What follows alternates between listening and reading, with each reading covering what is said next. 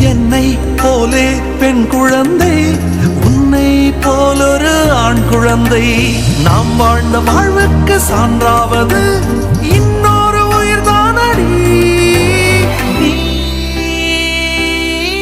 Neelavanam